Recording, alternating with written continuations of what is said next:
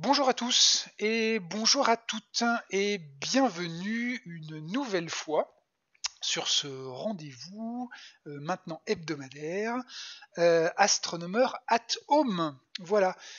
Bonjour tout le monde. Ah, je vois qu'il y a un petit souci vidéo. Est-ce que vous me confirmez qu'il y a un souci vidéo de votre côté aussi? Euh, D'ailleurs, Gwenaël, est-ce que tu l'as le souci? Oula. Oui, je te confirme. J'essaie de rallumer Aïe, ma aïe, aïe, aïe. vidéo. Ah, ça y est, c'est beaucoup mieux. C'est C'est beaucoup, mieux? beaucoup mieux. Ouais, parfait, super. Je sais pas Chez ce qui moi, se... non. Hmm, Voilà, c'est bon. ok. Parfait. Eh ben écoute, il fallait faire ça. Oui, on a changé un petit peu de setup vidéo, c'est pour ça qu'on a eu ce petit souci. Désolé tout le monde. Voilà.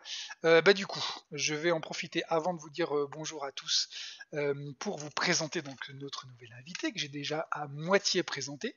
Donc aujourd'hui, je reçois Gwenaëlle de Wassège, qui est donc post-doctorante avec une bourse individuelle Marie Curie au laboratoire Astroparticules et Cosmologie de l'Université de Paris. Bonsoir Gwenaëlle. Bonsoir, bonsoir à tous. Et donc évidemment, on se retrouve tous ensemble pour parler pendant une heure, donc jusqu'à 19h30 environ. Parler de beaucoup de choses, vous allez voir. Parler évidemment d'astroparticules, parler aussi d'expériences un petit peu insolites dans des endroits reculés du monde.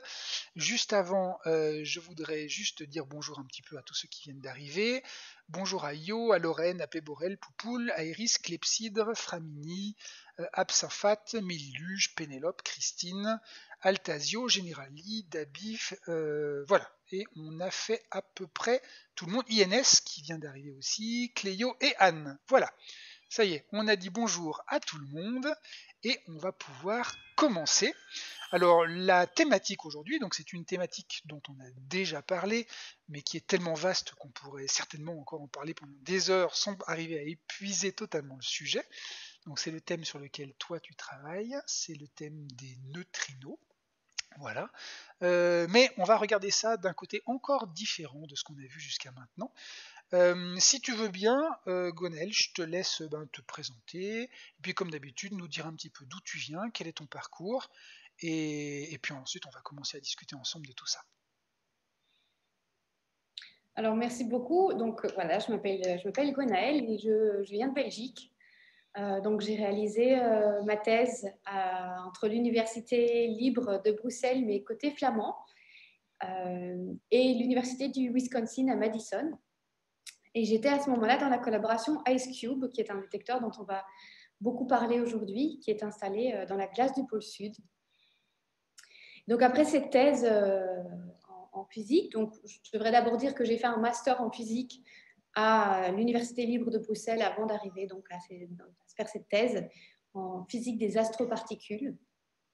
Et après avoir défendu ma thèse à l'été 2018, j'ai rejoint le laboratoire APC, donc à Paris où je suis toujours maintenant avec une bourse Marie Curie. Et je travaille non plus dans le grand froid, mais en mer Méditerranée avec un détecteur qui s'appelle Chem3Net et qui, lui, est immergé, ou est en train d'être immergé plutôt, en mer Méditerranée, mais toujours pour détecter ces mystérieux neutrinos.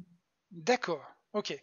Alors justement, tu nous parles de grand froid et tu nous parles du soleil de la Méditerranée. Donc j'imagine du coup que dans ton parcours de recherche, tu as déjà fait pas mal de voyages. Est-ce que tu peux nous parler un petit peu de tout ça? Où est-ce que tes recherches t'ont mené? Alors effectivement, un peu partout. Donc, j'ai pas encore eu la chance d'aller vraiment sur un bateau pour aller déployer moi-même des lignes, comme on appelle ça, des lignes de détection Chem3Net. Mais j'ai eu l'occasion de partir pendant un mois au pôle Sud pour installer un système qui surveille en fait l'évolution de la couche de neige au-dessus de ce détecteur IceCube, plus particulièrement le détecteur de surface. Et donc, j'ai voyagé pendant un mois euh, au bout du monde pour travailler, euh, pour faire mon travail de physicienne là-bas, en D'accord. plus de tous les voyages de recherche et de conférences, effectivement, que, en tant que chercheur, on a la chance de réaliser. Du coup, alors, tu as voyagé pas dans l'endroit le plus proche, hein. Du coup, tu t'es quand même exilé dans certainement le point le plus éloigné de la civilisation possible, l'un des endroits les plus extrêmes aussi. Comment est-ce que ça se passe? Déjà, comment est-ce qu'on voyage là-bas? Est-ce qu'on y va par avion? Est-ce qu'on y va par bateau? Est-ce que ça se prépare ou est-ce que du coup, t'as juste pris une polaire et puis t'es parti pour l'Antarctique? Alors non, en fait, ça se prépare pendant très longtemps.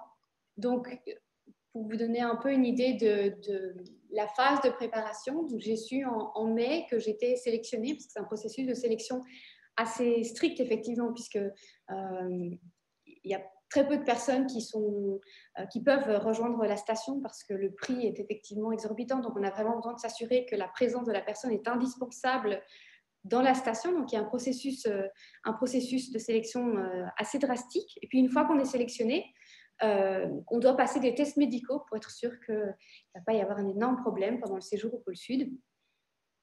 Et donc, entre mai et décembre, quand je suis partie début décembre, j'ai dû effectuer tous ces tests médicaux et également, bien sûr, remplir des documents administratifs, assurances, etc. Et puis, j'ai pris un avion de Bruxelles pour aller jusqu'en Nouvelle-Zélande, où là, on m'a remis mon équipement polaire. Donc, c'est un gros manteau rouge. Peut-être tu peux montrer Oui, l'image de l'équipement du pôle Sud. Euh, donc, c'est un gros manteau rouge, forcément, il faut bien se rendre compte. Donc, je suis allée pendant la saison pendant l'été, au pôle Sud. Et donc, les températures étaient assez clémentes. On parle de moins 25, moins 30 degrés Celsius. Et donc, on voit que voilà, c'est bonnet, lunettes de soleil obligatoire, bien sûr. Et puis, cette grosse doudoune rouge qui est donnée qui est prêtée par la National Science Foundation qui opère la station du pôle Sud. Et donc, d'accord. une fois mon équipement dans mes bagages, j'ai pris un autre avion, cette fois-ci un avion de l'armée américaine, pour aller de Nouvelle-Zélande, de Christchurch en Nouvelle-Zélande, jusqu'à McMurdo, qui est une base américaine qui est située sur la côte de l'Antarctique. D'accord. Y passer 1 ou 2 jours et ensuite prendre encore un autre avion, également de l'armée, pour aller jusqu'au pôle Sud, où là, c'était effectivement ma destination finale. D'accord. Donc tu as eu quand même 7 mois de préparation. Tu t'es préparé un peu au froid ou c'était plus administratif la préparation? Non, c'était plus administratif. D'accord. Alors, je me suis préparée au froid en allant visiter un musée à Christchurch dédié à la recherche en Antarctique où il y avait une petite chambre froide. Donc là, je me suis Ah, dit, il faut quand même une minuscule préparation, mais c'est d'accord. pas, ça se fait très naturellement. Donc, la plus grande adaptation nécessaire, c'est à l'altitude parce que la station du pôle Sud se situe à 3000 mètres d'altitude. Mhm. Et on y arrive un petit peu par magie, sans effort. Et donc, le corps n'a pas le temps de s'habituer, donc il faut quelques jours pour vraiment s'acclimater. Et donc, on est conseillé pendant quelques jours voilà, de vraiment prendre le temps de marcher doucement, de se concentrer sur sa respiration. Alors, c'est très bête, hein, mais en descendant les escaliers, de tenir la main courante pour éviter les chutes, parce que le corps a besoin de s'acclimater à ces conditions extrêmes, comme tu le disais. D'accord. Alors déjà, visiblement, tu crées déjà des, des jaloux dans dans le chat, qui eux aussi rêveraient certainement d'aller, INS entre autres, euh, qui rêveraient d'aller aussi en Antarctique pour des missions polaires. Il y a des recrutements réguliers, c'est ça? Il y a des campagnes pour entre les gens qui rentrent et les gens qui sortent? Alors, donc il y a 2 types de participants au programme Antarctique. Il y a les gens qui vont seulement pendant la saison d'été, ce qui était mon cas, donc pour une mission scientifique bien particulière, euh, pour les scientifiques, mais également pour le maintien de la station, donc le bon fonctionnement de la station. Donc on a des électriciens, on a des charpentiers, on a des mécaniciens qui vont passer les mois d'été là-bas pour entretenir la station.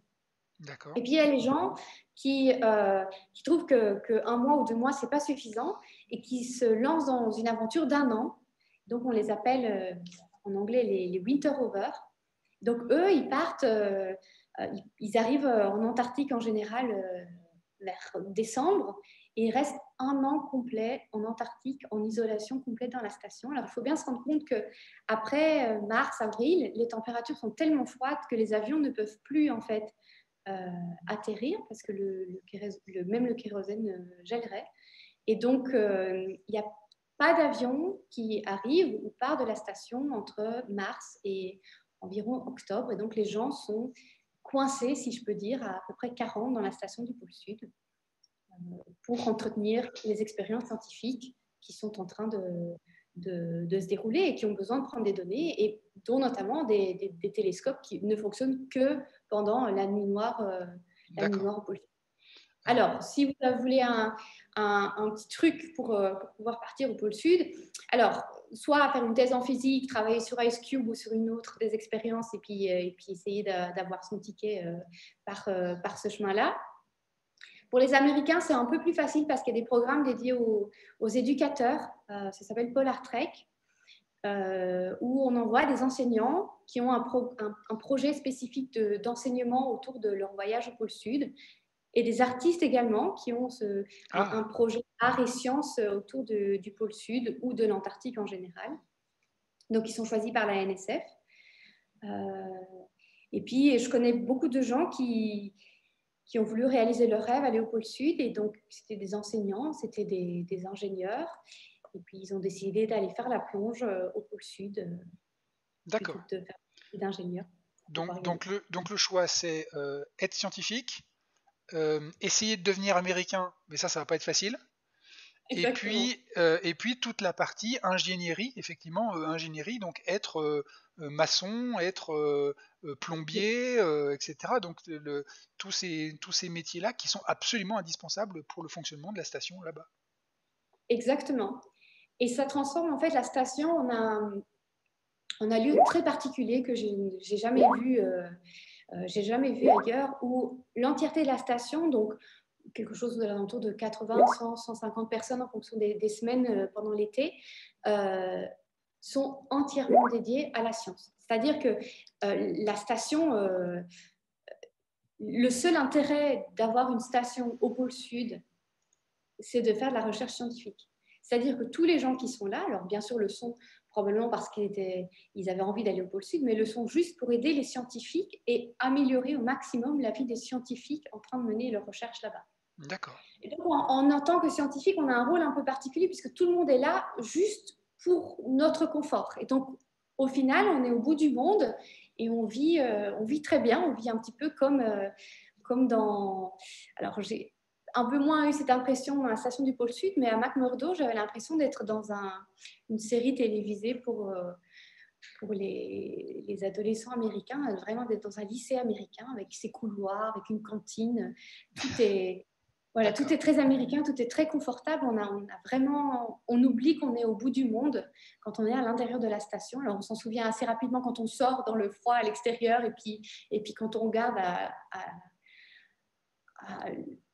à perte de vue et qu'on voit de la neige.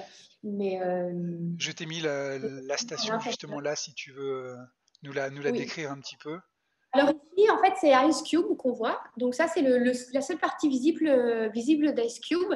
Donc je peux peut-être dire un mot là-dessus, et puis on reviendra sur les images de la station, de l'intérieur de la station. Okay. Donc IceCube, je vous ai dit qu'il était enterré dans la glace du pôle Sud, ce qui veut dire qu'on a en fait troué la glace sur 2,5 km pour aller enterrer les lignes de détection IceCube. Puis on a remis de l'eau à l'intérieur et on a laissé l'eau se transformer en glace, qui est très facile par rapport à la température. Donc, en fait, on ne peut pas voir IceCube puisqu'il est vraiment, le détecteur est vraiment piégé dans la glace. Je t'ai mis la photo ici.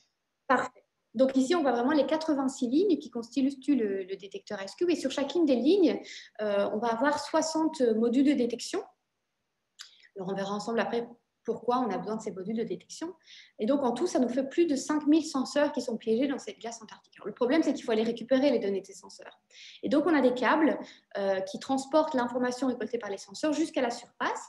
Et le bâtiment qu'on voyait sur la photo précédente, en fait, c'est juste l'endroit où les câbles ressortent pour aller être connectés à des clusters, à des ordinateurs qui vont pouvoir traiter l'information et ensuite l'envoyer par satellite vers le nord, vers les laboratoires de recherche aux États-Unis, en Europe, etc. Donc Donc voilà, les deux colonnes, celle de gauche et celle de droite, c'est là où arrivent les données qui, les câbles. c'est ça, Donc les voilà, câbles? exactement. Donc dans les deux colonnes, c'est vraiment plein de câbles en fait qui sortent de la glace. Alors il y en a qui voyagent, donc ils sont sous la couche de neige, et puis au niveau des colonnes, ils montent dans ces deux cannes qu'on appelle, ils passent sur les deux tiges qui relient les cannes à ces petites boîtes bleues pour aller être connectés ensuite aux ordinateurs à l'intérieur de la, De la station, du bâtiment. du bâtiment. Donc, en fait, c'est un des endroits les plus chauds avec le sauna, puisqu'on a des ordinateurs en permanence qui tournent pour traiter le signal. Et c'est la raison pour laquelle on a aussi besoin d'avoir des winter rovers, donc ces gens qui passent une année là-bas, pour être sûr de pouvoir maintenir toutes ces instruments et ces ordinateurs, puisque bien sûr, il y a parfois des coupures de courant, il y a parfois... j'ai une question très intéressante auquel je vais répondre tout de suite. Des coupures de courant, etc. Donc des choses à les remplacer, des disques durs qui arrêtent de fonctionner pour une raison ou pour une autre. Et donc, ça requiert la présence de gens sur place en permanence. Alors, quel est l'intérêt d'être dans la glace plutôt que dans l'eau de la Méditerranée? Pour vous dire la vérité, ça dépend un peu à qui vous demandez. Les gens qui travaillent sur IceCube vont vous dire que c'est mieux d'aller au pôle sud pour détecter des neutrinos, et puis ceux qui travaillent en mer Méditerranée vont vous dire que l'eau, c'est la vraie réponse. Moi qui ai travaillé dans les deux, je peux vous dire qu'il y a des avantages et des inconvénients dans les deux cas. Un des avantages de l'eau par rapport à la glace, c'est dans la reconstruction des neutrinos. Donc peut-être, Pierre, tu peux montrer l'image, le principe de détection des neutrinos. Oui, c'est Alors, le c'est concept. IceCube Chem3Net Concept, exactement. Ouais, okay. Voilà. Donc, un neutrino, vous avez probablement déjà entendu parler de ça, c'est vraiment une particule très mystérieuse. C'est une particule du modèle Stendhal, une particule élémentaire, mais qui va interagir très peu avec la matière. Et comme c'est une particule neutre, sans charge électrique, on ne peut pas la détecter en fait. Ce qu'on va pouvoir détecter, c'est l'interaction d'un neutrino avec la matière, donc l'eau ou la glace. Et donc nos senseurs que vous voyez ici, alors le senseur du dessus, c'est celui d'IceCube, et celui du dessous, c'est de Chem3Net. Donc la différence, c'est en fait le nombre de photocathodes sur le senseur. Donc une seule photocathode pour IceCube et puis 31 pour Chem3Net. Et donc ces senseurs, ils vont être sensibles à la lumière Cherenkov. Vous avez probablement déjà entendu parler de cette radiation de Cherenkov qui va être émise par le milieu, par un milieu d'électrique comme la glace ou l'eau, quand une particule chargée va voyager plus vite que la lumière dans ce milieu. Alors, c'est possible puisqu'on est dans un milieu, il y a un indice de réfraction, donc effectivement, une particule massive peut effectivement aller plus rapidement que la lumière. Donc, le neutrino va interagir, va rentrer dans le détecteur, sans laisser de trace. À un moment, il va interagir, produire par exemple un électron ou un muon, comme c'est le cas sur l'image ici, qui, si relativiste, va forcer le milieu à émettre cette radiation de Cherenkov. Et donc, chaque point coloré que vous voyez sur le bas de l'image, c'est un de nos senseurs qui a détecté cette radiation de Cherenkov. Et avec des événements comme ça, on peut reconstruire la saveur des neutrinos, l'énergie du neutrino, ainsi que sa direction dans le ciel, et comme ça, vraiment faire de l'astronomie. C'est de voir s'il y a une source qui vient, qui est à l'endroit dans lequel duquel le neutrino vient. Donc, ce qu'on voit ici en bas, en fait, ce qu'on voit dans les détecteurs de neutrinos déjà, c'est pas le passage du neutrino, mais c'est le passage de la particule chargée qui a été créée par l'un des rares neutrinos qui a interagi avec l'eau dans le milieu. Et en plus, contrairement à ce qu'on voit par exemple au CERN ou dans des détecteurs de particules, c'est pas la charge électrique de cette particule qui est détectée tout le long du trajet, mais c'est la lumière qui va être émise et qui va être détectée par des appareils photo tout le long, c'est ça? Et c'est ces appareils photo que toi tu as mis dans la glace. Enfin, Exactement. Ok, d'accord. Alors, personnellement, non. Mais, oui. mais que des gens ont été installés dans la glace pour justement pouvoir détecter les neutrinos. D'ailleurs, je crois qu'il y a tu m'avais montré une photo, c'est celle-là, hein, c'est ça? Alors, plusieurs photos des déploiements. Alors, donc, il y en a une. Voilà, ici, par exemple, on voit une image d'IceCube, donc d'un des trous qui a été foré dans la glace pour aller insérer cette ligne de senseur. Alors, paradoxalement, c'est un peu plus facile de déployer des lignes de neutrinos dans la glace qu'en mer Méditerranée, parce que dans la glace, en général, on le fait pendant l'été. Les conditions sont assez bonnes. Et donc, on a une énorme foreuse qui va injecter de l'eau chaude sous pression pour aller vraiment forer pendant 2,5 km. Puis, on va descendre la ligne, remettre de l'eau et attendre que ça gèle. En mer Méditerranée, vous devez aller, alors je pense que j'ai aussi une image de KM3net, vous devez aller lancer la ligne dans l'eau, attendre qu'elle coule, la connecter au fond, la dérouler, et puis s'assurer que tout est bien, mais vous dépendez vraiment très fortement des conditions météo. Un petit peu trop de creux dans les vagues et vous ne pouvez pas déployer votre instrument. Donc on voit ici, je vois quel est le nom du projet en mer Méditerranée. Alors il y a 2 instruments. Il y a Antares qui est en fonctionnement maintenant depuis 2008, donc c'est un peu une grand-mère ou un grand-père dans le monde de l'astronomie neutrino et qui a eu énormément de résultats intéressants. Et puis son successeur, c'est KM3net, dont on voit une vue artistique ici, qui est en déploiement sur 2 sites, alors un près de Toulon et un près de la Sicile. Donc on voit, et c'est le même principe qu'IceCube, donc on a vraiment des lignes avec des senseurs qui vont être accrochés. Alors pourquoi la vraie différence entre la mer Méditerranée et la glace, à part cette différence dans la procédure de déploiement des détecteurs, c'est que la lumière ne va pas voyager de la même façon dans l'eau et dans la glace. Donc par exemple, la lumière, elle peut être absorbée lors de son passage à travers la matière ou défléchie.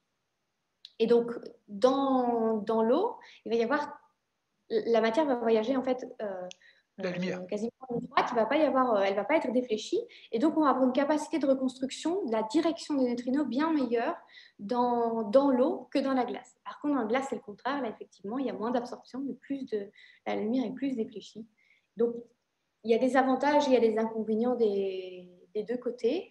Au final, je pense que les 2 détecteurs sont plus ou moins équivalents et c'est leur taille qui va plus faire la différence que le niveau dans lequel ils sont. Et du coup, pour revenir sur la question de Lorraine, le deuxième détecteur s'appelle, je vais le l'épeler doucement, c'est KM3net. Voilà, KM3NET. Voilà, ça c'est le nom du détecteur qui est dans la mer Méditerranée. Exactement. Et Neutrino puis, ok. D'ailleurs, tu m'avais montré une image du déploiement de KM3net qui est là. Donc, tu peux nous expliquer ce que c'est que cette masse de fils? Donc, c'est la différence en fait dans la méthode de déploiement. Donc, dans S-Cube, on a vu, on creuse le trou et puis on descend, alors pas à la main, mais quasiment à la main, la ligne déjà déployée.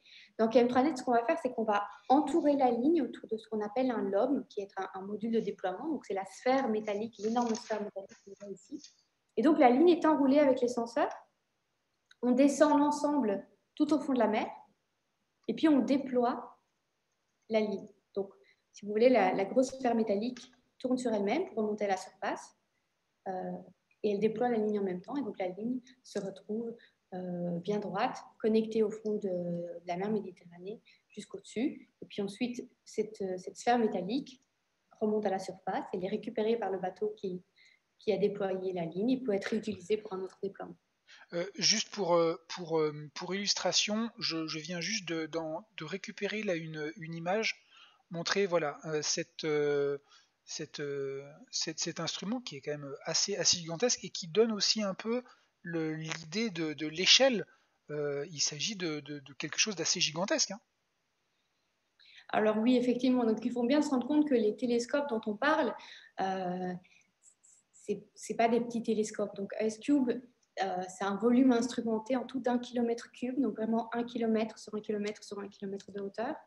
Dans ARCA, on parle de la même taille, donc le site qui est qui était en train d'être déployé au large de la Sicile, on parle aussi d'un volume d'1 km cube. Donc les lignes qu'on voit ici, elles font plusieurs centaines de mètres à enrouler autour de cette sphère. Donc effectivement, on parle ici vraiment de prouesses d'ingénierie incroyables, juste pour aller pouvoir déployer ces instruments, mais aussi pour les concevoir. Donc on travaille là à des profondeurs en mer Méditerranée de 2500 mètres pour les détecteurs au large de la France, donc Antares et KM3net, et 3500 mètres pour la partie qui est intranet qui est déployée près de la Sicile. Donc, ce qui veut dire qu'on est en milieu salé, à très grande profondeur, donc à très grande pression, à un endroit où on ne peut pas aller soi-même reconnecter le câble s'il s'est déconnecté. Donc, il y a vraiment toute une approche et une philosophie de déploiement à mettre en place pour ces détecteurs. Et pareil dans Ice Cube, vous vous rendez bien compte, il faut déplacer une foreuse qui fait plusieurs tonnes en plein milieu du continent antarctique où il n'y a rien. D'aller fondre de la glace en Antarctique, c'est vraiment repousser les limites de l'ingénierie juste, avec beaucoup de guillemets, parce que c'est ma passion, donc beaucoup de guillemets, juste pour détecter des neutrinos produits dans l'univers. D'accord.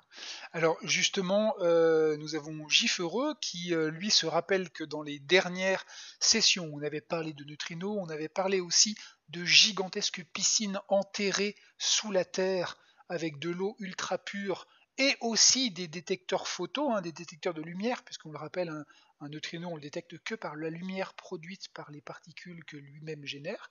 Et donc, on avait parlé du détecteur Kamiokande et Super Kamiokande. Et donc, Gifuro nous dit: j'avais compris que l'eau des détecteurs Kamiokande était très pure. Est-ce un problème avec ce dispositif en mer? Parce que j'imagine effectivement qu'on ne peut pas contrôler la pureté de l'eau de la Méditerranée.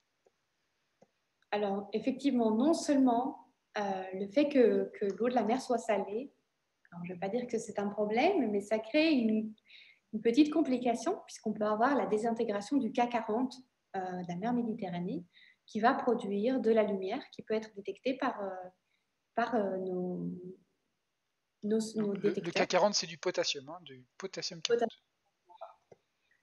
D'accord. Mais aussi, alors aussi, ça on n'y pense pas nécessairement tout de suite, il y a en fait beaucoup de vie dans la mer Méditerranée, et notamment des êtres bioluminescents qui vivent à ces profondeurs, et donc alors parce que soit ils veulent attirer un partenaire ou ils veulent attirer une proie, ou parce qu'ils ne sont pas très contents parce qu'ils sont entrés en collision avec avec le câble de nos instruments, par exemple, vont émettre par bioluminescence de la lumière qu'on va aussi pouvoir détecter. Alors c'est très intéressant parce que ça nous permet de travailler avec des biologistes et d'essayer de comprendre ce monde sous-marin qui est à plus de 3000 mètres de fond et donc qui est très difficilement accessible pour les biologistes.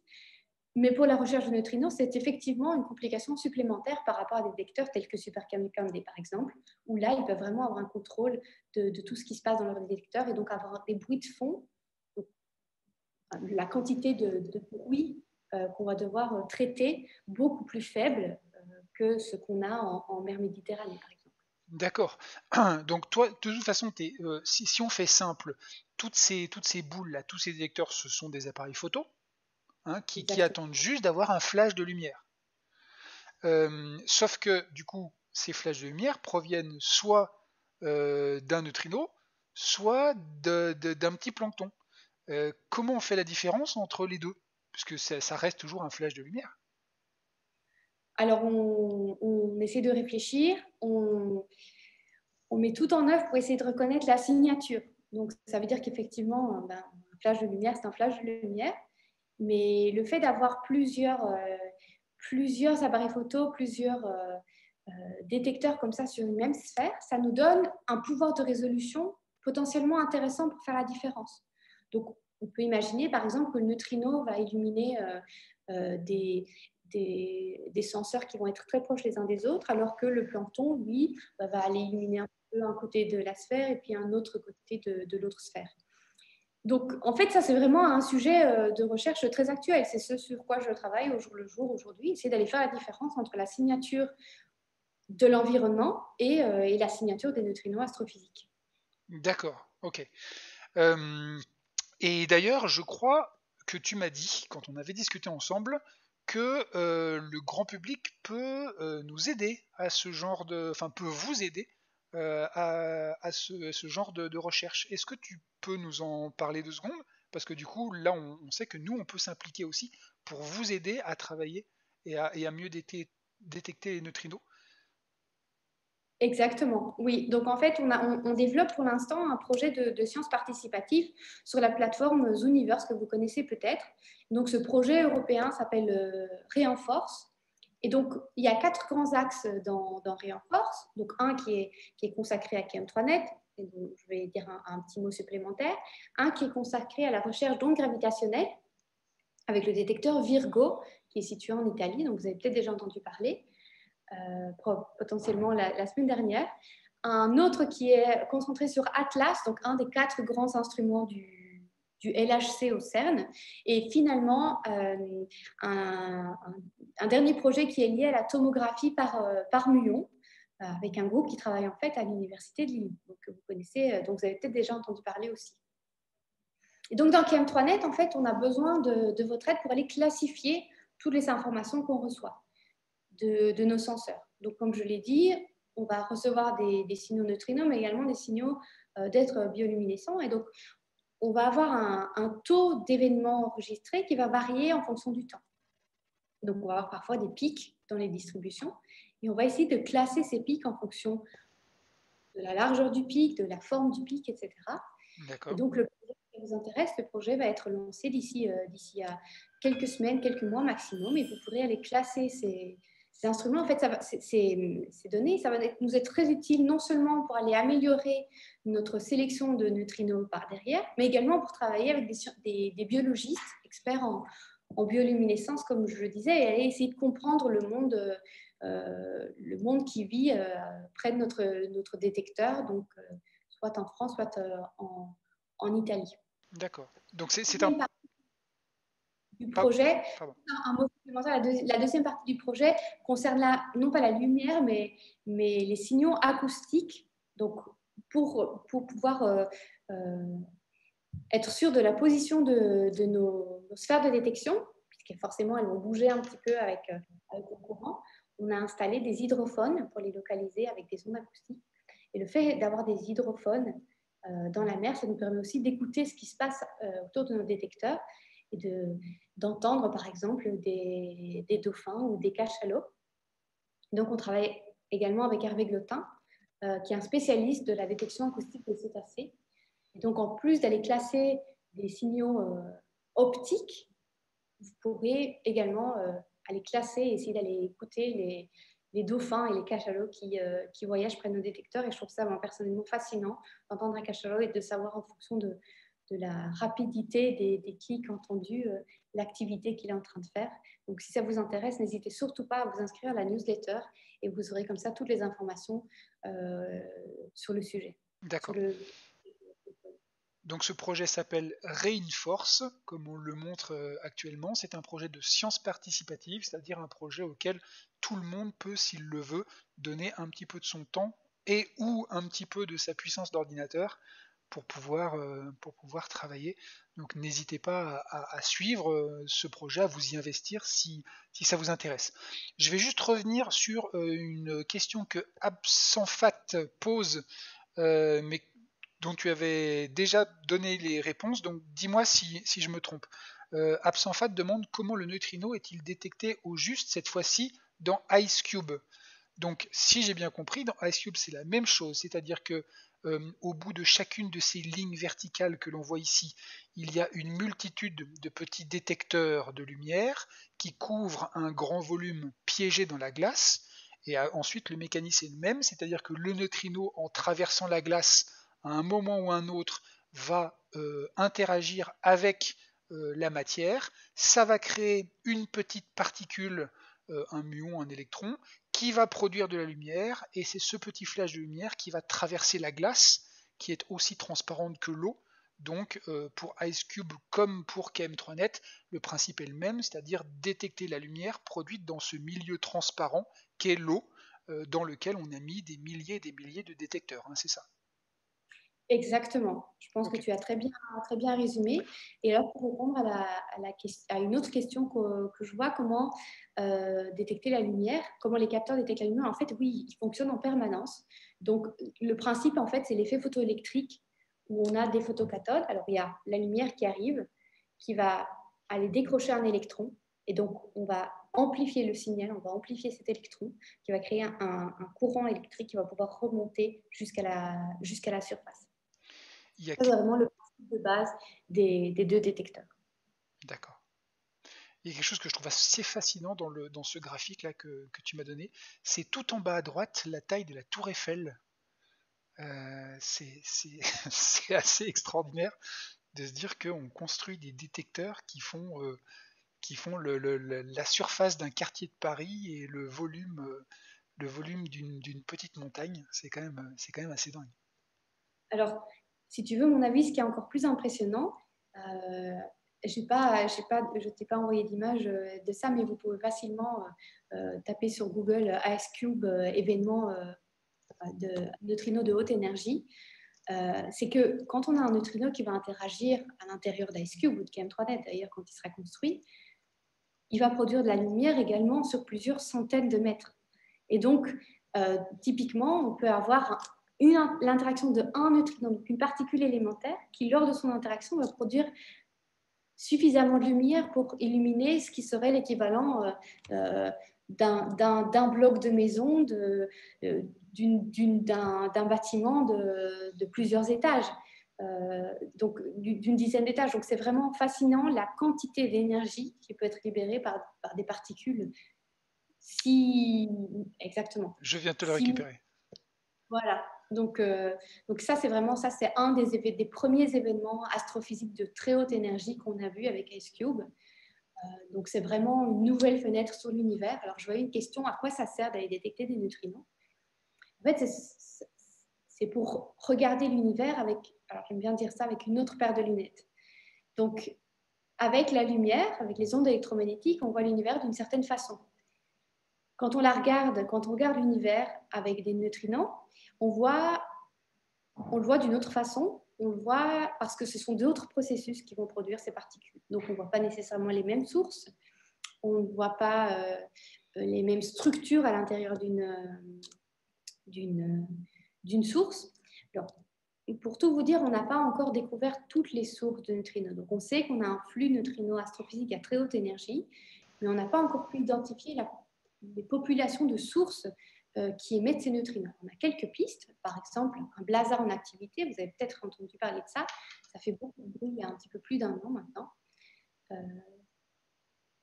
Des supernovas à effondrement de cœur quand elles se passent suffisamment proches, et le Soleil. Par exemple, le Soleil, c'est un très bon exemple de ce que les neutrinos peuvent apporter, puisqu'on sait que quand on regarde le Soleil avec nos yeux ou avec un télescope qui est sensible à la lumière, on va voir ce qui se passe, mais jusqu'à la photosphère, pas en dessous, puisque la lumière ne peut pas s'échapper.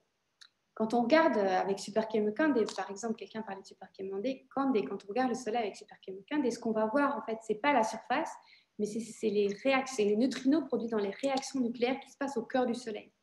Donc, avec les neutrinos, on va pouvoir voir beaucoup plus profondément, puisque comme ils interagissent très peu avec la matière, on va pouvoir les voir beaucoup plus à l'intérieur des sources. Et donc, c'est vraiment une façon d'observer l'univers qui va être complémentaire à la lumière. D'accord. J'espérais que tu tiendrais encore 2 petites secondes de plus parce que du coup, je suis en train de te chercher. Là, j'ai trouvé justement ce fameux soleil lorsqu'on le regarde avec des neutrinos.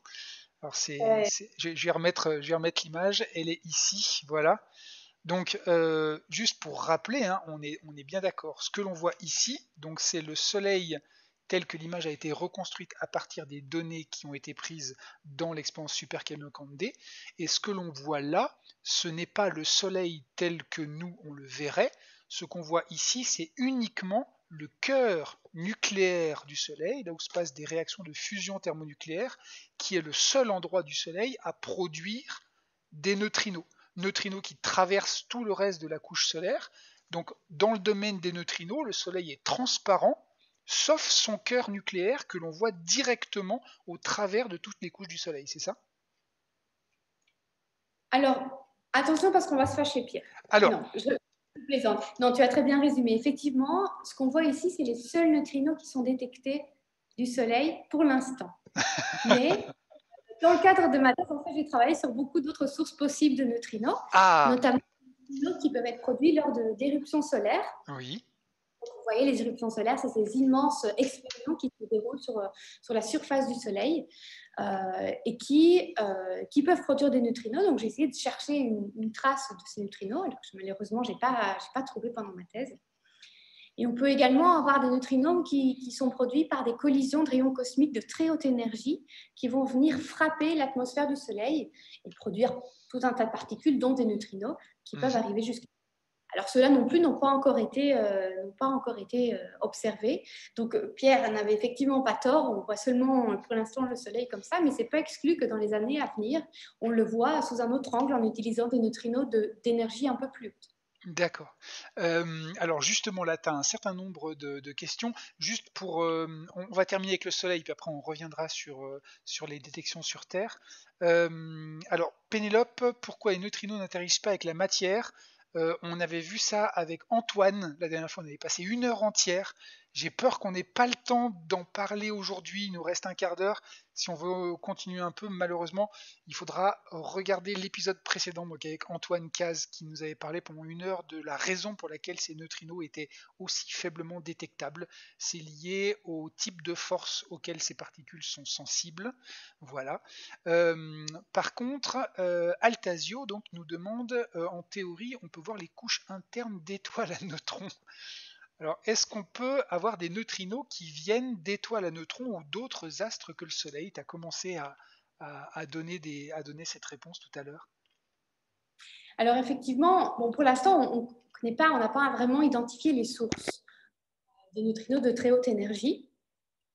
Alors personnellement, je cherche des neutrinos qui proviennent pas d'étoiles à neutrons elles-mêmes, mais plutôt de coalescence d'étoiles à neutrons. Donc vous avez probablement entendu parler de cette coalescence d'août 2017 qui a donné lieu à un sursaut gamma détecté sur toute la gamme d'ondes électromagnétiques. Alors, on a cherché des neutrinos en provenance de cet événement et malheureusement, on n'en a pas trouvé. Mais effectivement, c'est possible que des neutrinos soient produits dans ce type de source. Et effectivement, ils nous donneraient des informations complémentaires à celles de la lumière parce qu'ils sont produits peut-être sous la photosphère de ces sources, parce que, effectivement, GW17017, parce qu'ils vont être produits dans un milieu tellement dense que la lumière ne peut pas s'échapper ou avant que la lumière puisse s'échapper. Donc, il y a vraiment toute une astronomie, une astrophysique à développer avec le neutrino qui va se faire dans les décennies à venir. Mais là, on est au balbutiement, au tout premier pas de l'astronomie neutrino. On sait qu'on a un flux neutrino de très haute énergie, on sait que l'univers nous parle en neutrinos et on essaye encore de trouver les sources qui émettent ces neutrinos avant de pouvoir les étudier. D'accord. Et du coup, comme promis, on va essayer de ne pas perdre les questions que vous nous posez. Merci d'ailleurs toujours de votre intérêt, hein, c'est toujours génial de vous voir poser toutes ces questions. On avait, oui, Giffereux qui nous demandait justement dans des détecteurs comme IceCube ou comme KM3Net, il demande donc, vous attendez combien de détections par an? Ce dispositif capte-t-il aussi les antineutrinos? Voilà, donc 2 questions différentes, mais effectivement, c'est quoi le flux normal dans ce genre de détecteur aussi gros? Alors, tout va dépendre de l'énergie. Donc, vous imaginez bien, si on a besoin d'un détecteur aussi grand, d'1 km3, c'est parce qu'on ne s'attend pas à avoir énormément d'événements. Donc, ces événements, je veux dire, très précieux, de très haute énergie, dont on a une probabilité qu'ils soient d'origine astrophysique à plus de 50 ou 60%, on en a en 7 ou 8 ans une centaine, duquel on est sûr qu'ils soient d'origine astrophysique. Alors bien sûr, il y a des autres sélections, des autres façons de regarder les données, où on a là plus d'événements, mais c'est clairement quelque chose de très difficile à capturer. Donc c'est ce qui explique qu'on ne sache pas encore exactement d'où viennent ces neutrinos. D'accord. Alors, ce dispositif capte-t-il les antineutrinos? En fait, oui. On détecte à la fois les neutrinos et les antineutrinos. Et dans IceCube et KM3Net, on va pouvoir détecter les 3 saveurs, les neutrinos électroniques, les neutrinos muoniques et les neutrinos tau, dont vous avez déjà probablement entendu parler dans une session précédente. D'accord, ok, très bien. Donc du coup, je pense qu'on a fait à peu près le tour pour IceCube et KM3Net. Il nous reste un petit quart d'heure. Est-ce que tu peux nous parler aussi on avait préparé quelques petites images pour un, une autre détection qui se fait cette fois-ci pas sous terre mais au-dessus de l'atmosphère et pour laquelle on a eu aussi des informations intéressantes. Est-ce que je peux te laisser développer un petit peu cet aspect-là aussi? Je vais en mettre une photo que tu m'avais donnée qui était très belle. Alors, si tu me permets, je veux juste répondre à Oui, la question de bien sûr, je t'en prie. parce que c'est un petit peu mon domaine de recherche et ce qui me passionne et ce qui m'aide à me lever tous les matins. Si on combine les observations ondes gravitationnelles avec les observations dans toutes les longueurs d'onde, avec les observations de neutrinos, ça nous donnerait la résolution maximale. Exactement, donc ça c'est l'astronomie multimessager. C'est cette astronomie qui essaye d'observer la source non pas seulement avec un messager, mais en combinant les différentes observations. Donc effectivement, si on a toutes les informations des détections ou même des non-détections, puisque la non-détection est aussi un renseignement intéressant si le détecteur est suffisamment sensible, on a vraiment là tous les outils pour aller essayer de comprendre la source et les mécanismes qui, qui s'y passent. Et donc, à mon sens, c'est vraiment ça le futur de l'astrophysique de haute énergie, donc, qui essaye d'expliquer ces phénomènes très énergétiques qui se passent dans notre univers, comme, je le disais, les blazars, les supernovas, les coalescences d'étoiles à neutrons, ce genre de choses. D'accord, ok. Ce qui fait déjà pas mal, effectivement. Alors ça fait beaucoup d'expériences, on est en train de les ajouter les unes aux autres. Et puis de temps en temps, alors voilà, on est toujours dans un milieu enneigé, mais on fait les choses un peu différemment. Est-ce que tu peux nous expliquer ce qu'on voit sur cette photo? Parce que c'est très troublant. On a l'impression d'avoir des haut-parleurs d'un concert de rock. J'imagine que c'est pas trop l'objectif. Alors, effectivement, ce n'est pas pour une détection acoustique, c'est plus pour une détection d'ondes radio. C'est également un détecteur à neutrinos qui s'appelle AMITA, et qui, donc les antennes qu'on voit ici, elles vont être attachées à un ballon similaire à celui qu'on voit au loin dans la photo. Et donc, c'est également un détecteur de neutrinos, mais qui, lui, va détecter des neutrinos à beaucoup plus haute énergie. Et au lieu d'utiliser, d'être immergé dans la glace, il va se promener donc, dans les airs à une hauteur de plus ou moins 40 km et essayer de repérer la signature d'interaction de neutrinos, de passage de neutrinos d'interaction de neutrinos. Plutôt, alors, c'est un effet un petit peu similaire à celui de l'effet de Cherenkov, mais on va appeler ça l'effet Ascarian. Et donc, au lieu d'émettre de la lumière dans le visible, comme l'effet de Cherenkov, ça va émettre de la lumière dans les ondes radio que les antennes qu'on voit ici vont pouvoir détecter. Alors, on voit, donc ici, on a les antennes, on l'a vu par rapport à la taille du monsieur sur la photo. Donc, les antennes ont déjà une taille assez conséquente. Et puis, on se rend compte sur l'image en haut à droite, les antennes, c'est juste le tout petit point qui est promené par cet énorme ballon. Donc, une fois gonflé dans l'atmosphère, le ballon a en fait la taille d'un grand stade de foot. Donc, on parle de nouveau d'expériences qui repoussent vraiment les limites de ce qu'on peut imaginer à notre petite échelle humaine pour aller essayer de détecter ces neutrinos en Antarctique. Alors, pourquoi aller en Antarctique avec un ballon comme ça? Parce que vous imaginez bien, on est très bruyant d'un point de vue acoustique, mais on est aussi très bruyant d'un point de vue onde radio. Et donc, l'intérêt d'aller en Antarctique, c'est qu'on diminue au maximum le bruit qu'on va pouvoir avoir en onde radio.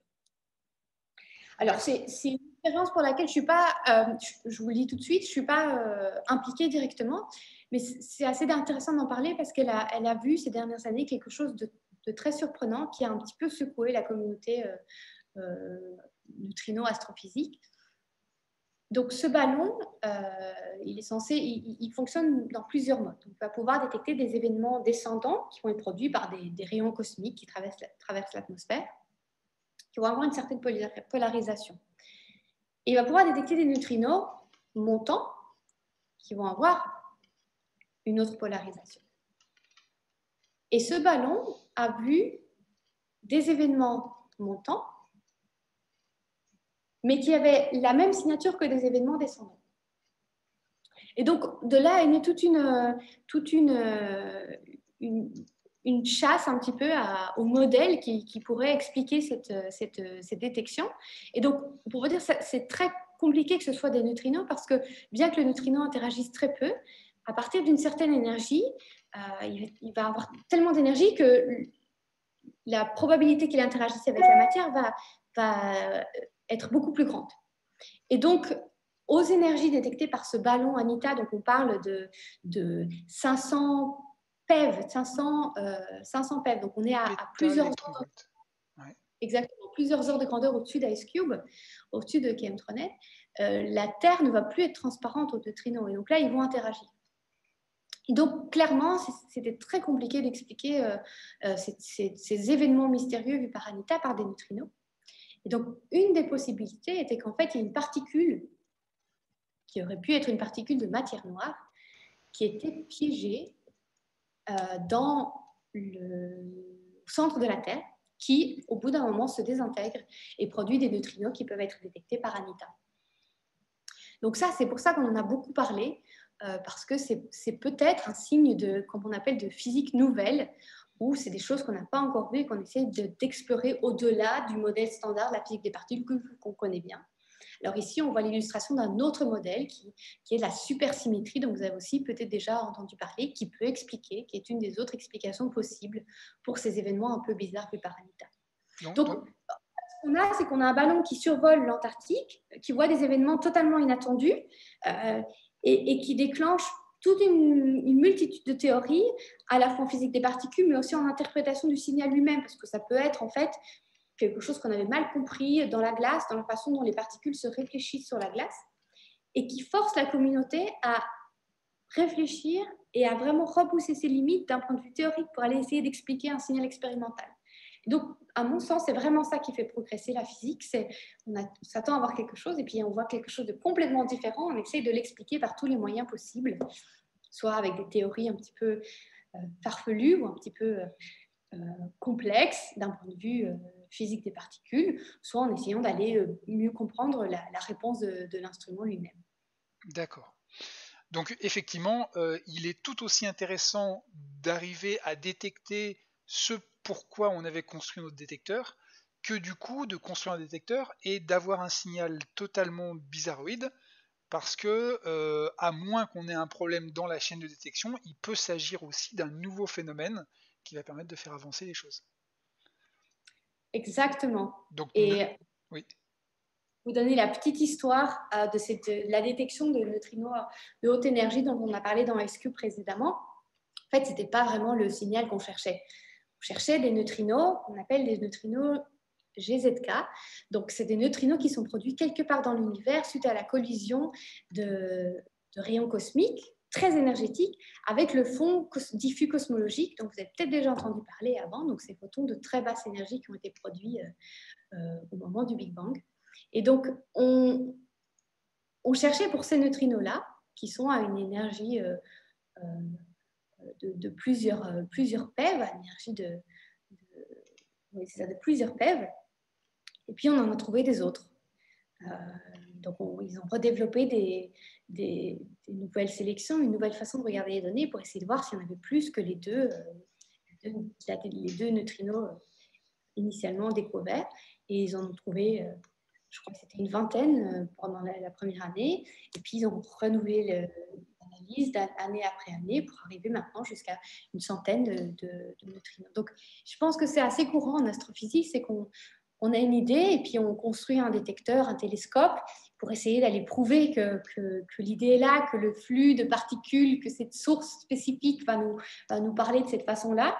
Et puis en fait, pas du tout, c'était complètement différent, mais on en a appris encore plus, à la fois d'un point de vue ingénierie, parce qu'on a développé l'instrument pour y arriver, mais aussi après d'un point de vue expérimental et théorique, parce qu'on a de nouvelles choses, de nouvelles données avec lesquelles travailler.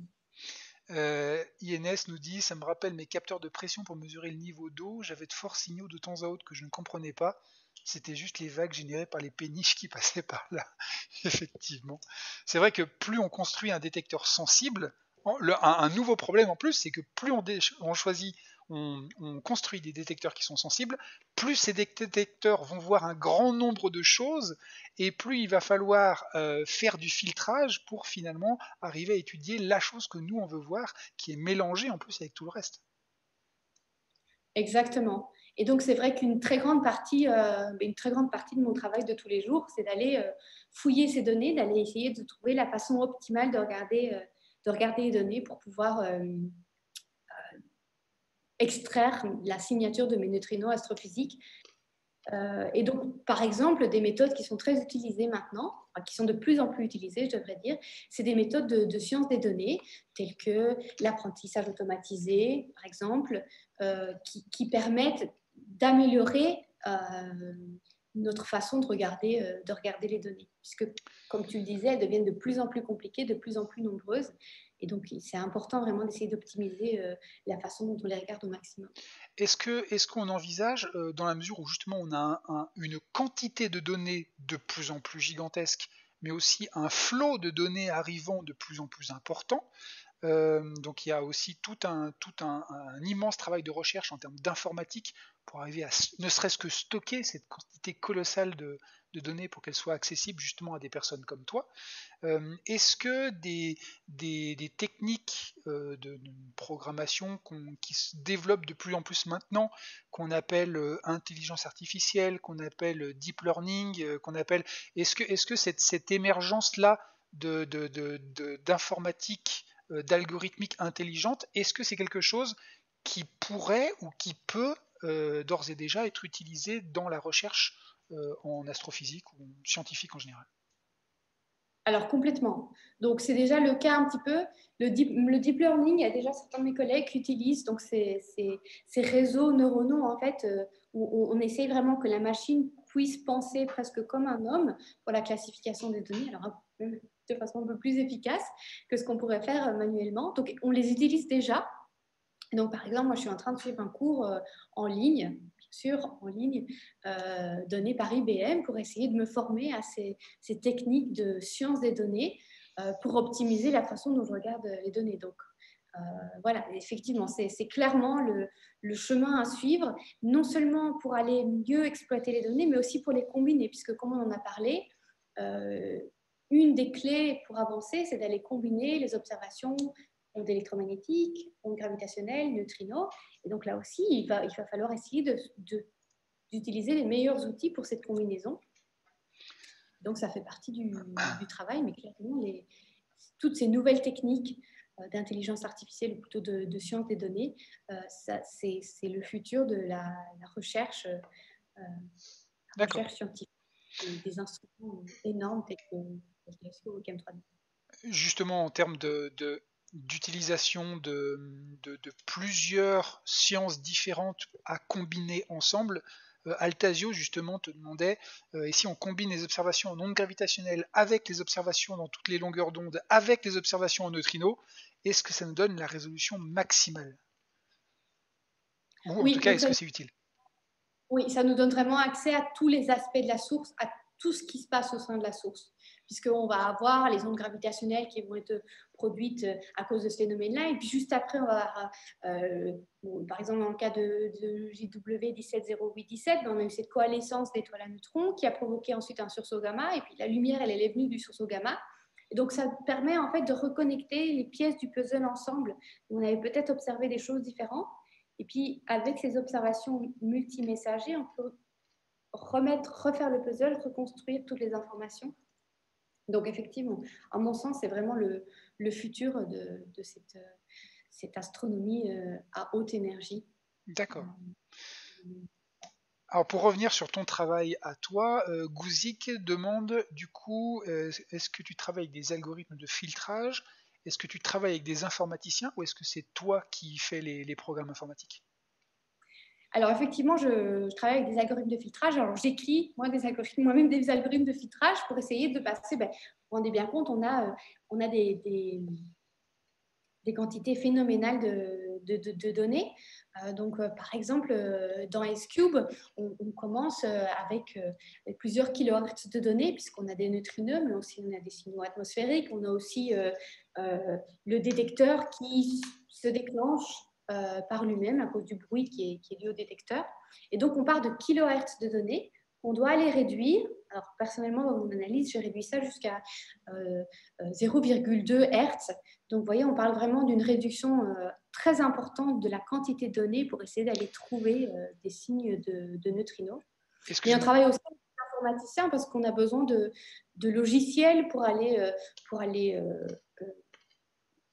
jouer avec nos données. On a besoin de logiciels pour transférer les données d'un endroit, du pôle sud par exemple, jusqu'à chez nous, et pour stocker les données de façon efficace, pour les redistribuer dans les différents centres, dans les différents clusters autour du monde, et aussi pour tout ce qui est simulation, parce que c'est pas tout de regarder aux données, mais il faut être sûr qu'on comprenne ces données. Donc on a besoin de tourner énormément de simulations de détection de neutrinos et de bruit de fond dans notre détecteur.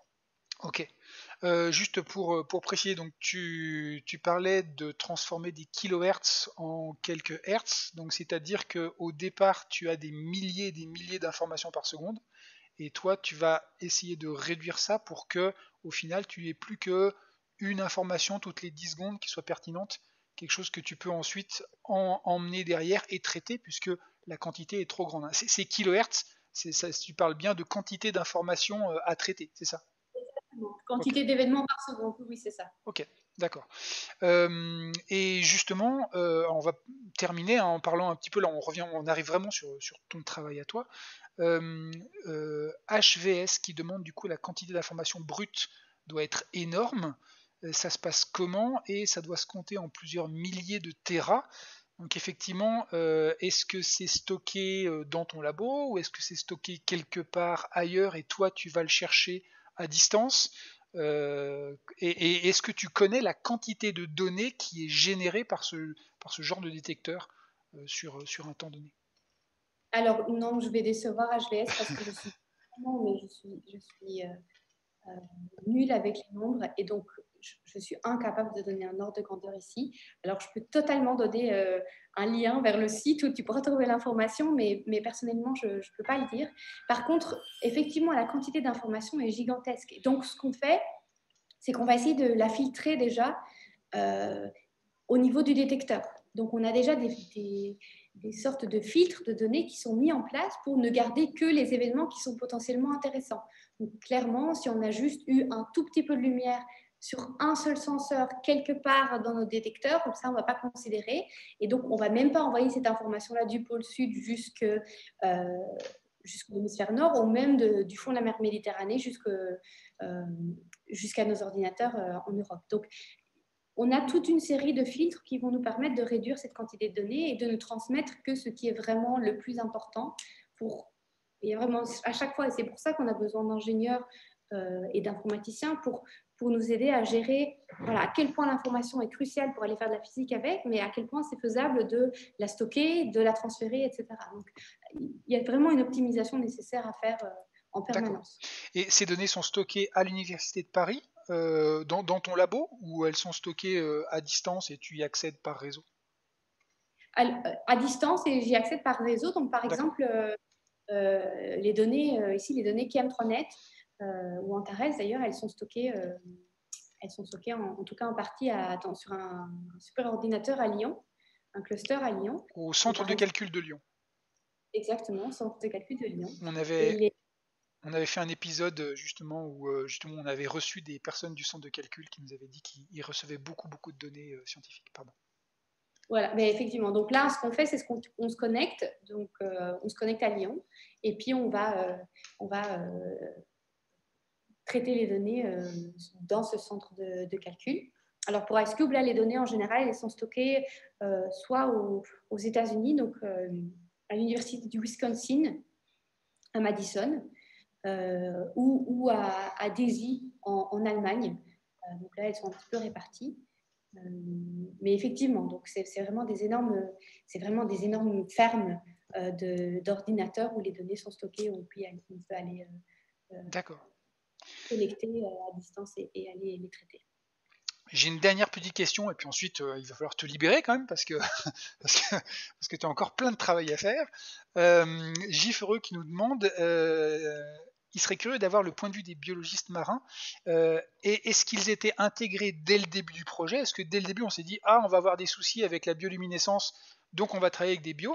Ou est-ce que c'était physique et puis quand on a eu des problèmes on s'est dit mince oui effectivement il faudra qu'on fasse avec eux? Est-ce qu'ils étaient intégrés dès le départ ou pas? Et est-ce que eux tirent des informations intéressantes de ces événements de bioluminescence que vos détecteurs détectent?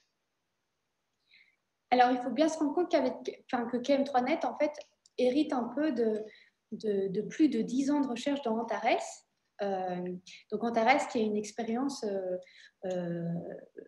européenne, je vais dire, mais avec une très forte implication de la France, et où il y avait déjà des collaborations entre les biologistes et les physiciens. Donc, il y a déjà eu des découvertes, si je peux dire comme ça, en biologie faites grâce à Antares. Et donc, KM3Net a vraiment été construit dans l'idée de créer une plateforme interdisciplinaire au fond de la mer. Et donc, effectivement, mon but à moi, c'est d'aller détecter des neutrinos, mais il y a également des lignes instrumentées pour aller mesurer le taux de salinité, la vitesse du courant, et également des instruments qui vont permettre comme je disais, les hydrophones, d'aller écouter ce qui se passe au fond de la mer. Et donc, une autre utilisation de nos senseurs, c'est pour la bioluminescence. D'accord. Alors, qu'est-ce que les biologistes vont pouvoir en tirer? Donc, personnellement, je travaille avec quelqu'un du MIO à Marseille et ce qu'on espère pouvoir faire, c'est d'essayer d'aller quantifier la quantité de bioluminescence à plus de 2500 mètres de profondeur en utilisant donc PM3Net et potentiellement essayer d'aller reconnaître les différentes signatures donc, via le projet Réenforce de sciences participatives dont je vous parlais et peut-être d'aller les connecter avec des espèces connues qui vivent dans le voisinage et d'essayer de comprendre, mais voilà, en fonction des conditions environnementales, d'un point de vue température de l'eau, d'un point de vue vitesse du courant, à quel point ces signatures varient, à quel point on a plus ou moins de bioluminescence, aussi en fonction des saisons et ce genre de choses. Donc, il y a effectivement un intérêt pour eux, parce que le détecteur est situé à un endroit un peu compliqué d'accès et c'est un détecteur stable. Donc, ils vont avoir énormément de données par rapport aux missions qui peuvent faire tourner, qui vont durer peut-être quelques jours ou quelques semaines. Ici, on va avoir des données sur plusieurs dizaines d'années à un endroit fixe et en permanence tout au long de l'année. Donc, D'accord. effectivement, ça donne une autre perspective pour le travail aussi, d'après ce que j'entends. Je ne veux pas trop parler au nom des biologistes. D'accord, très bien. Effectivement, c'est vrai que c'est très intéressant de voir cette convergence des sciences. On sait déjà que dans les grands projets scientifiques, les pays, indépendamment des frontières, indépendamment voilà, des politiques, se mettent ensemble pour faire des projets scientifiques de plus en plus grands et de plus en plus ambitieux. C'est aussi intéressant de voir que des différents domaines de la science, pas forcément compatibles, on pourrait imaginer, comme la biologie et l'astrophysique des hautes énergies, trouvent en fait des occasions de pouvoir travailler ensemble. Et ça, c'est effectivement très très chouette. Puis même pour toi, j'imagine que personnellement, c'est très enrichissant aussi. Ah oui, moi, ça me fascine complètement. J'adore l'astrophysique. J'ai grandi en regardant le ciel et donc voilà, pour moi, c'est un rêve de pouvoir travailler tous les jours sur les sources et essayer de comprendre les sources astrophysiques au-dessus de notre tête. Mais cette collaboration avec donc, ces biologistes qui travaillent sur la bioluminescence, c'est aussi formidable d'aller étudier des mondes sous-marins et puis la vie qui se passe autour de nos détecteurs. Ils ont rien demandé, ces poissons, ces petites méduses qui vivent au fond de la mer, et puis on vient les embêter avec des détecteurs. Et bon, malgré tout, ça nous permet quand même de les comprendre un petit peu et d'éveiller notre conscience à tout ce qui se passe dans la mer Méditerranée. Donc, je trouve ça vraiment fascinant, effectivement. Merci beaucoup. Je pense que pour conclure, on va citer la phrase de Thienou qui conclut donc en disant: quand le neutrino rencontre la sardine, toute une histoire. Je pense qu'on ne pouvait pas conclure mieux que ça, on est d'accord. D'accord. Eh bien, je pense que c'est là-dessus qu'on va se quitter donc pour aujourd'hui. Je voudrais vraiment beaucoup te remercier, Gwenaëlle, d'être venu, d'avoir donné une partie de ton temps pour pouvoir discuter avec nous, expliquer tous ces processus avec autant de passion et de plaisir à partager. Ça se voit et c'est vraiment très très agréable. Donc merci beaucoup à toi. d'avoir été parmi nous. Et puis merci à vous, évidemment, d'être toujours aussi fidèle au rendez-vous, de poser des questions toujours aussi intéressantes. Juste avant qu'on se quitte, là encore, je donne le programme pour la semaine. Donc on se retrouve encore ce mercredi à 18h30. Maintenant, tout est à 18h30. Ce mercredi, Mediator at Home, ce sera avec moi et on reprendra le jeu Mars Horizon qu'on avait laissé en plan la dernière fois et on essaiera de terminer d'implanter des colons sur la planète Mars. Et puis je vous parlerai, on fera un petit lien aussi avec les films de science-fiction. Voilà, et puis vendredi, vendredi, nous aurons une autre invitée qui est Isabelle, qui est blogueuse, qui tient un blog sur le spatial et qui viendra nous parler, elle, de son expérience justement dans le domaine du spatial et de toutes les fantastiques expériences de vie qu'elle a eues. La semaine prochaine, on recommence, toujours lundi Astronomer at Home. On restera dans le domaine des neutrinos, sauf que cette fois-ci, au lieu d'aller étudier les neutrinos qui viennent de l'autre côté de l'univers, on essaiera de voir s'il est possible de créer des faisceaux de neutrinos pour les contrôler comme on veut et continuer à découvrir leurs secrets. Voilà, c'est un grand programme, on reste ensemble pour le dérouler. Merci à toutes et à tous d'être là. Et avec Gwenaëlle, on vous souhaite une très bonne soirée. Au revoir et à très bientôt. Merci Gwenaëlle. Au revoir.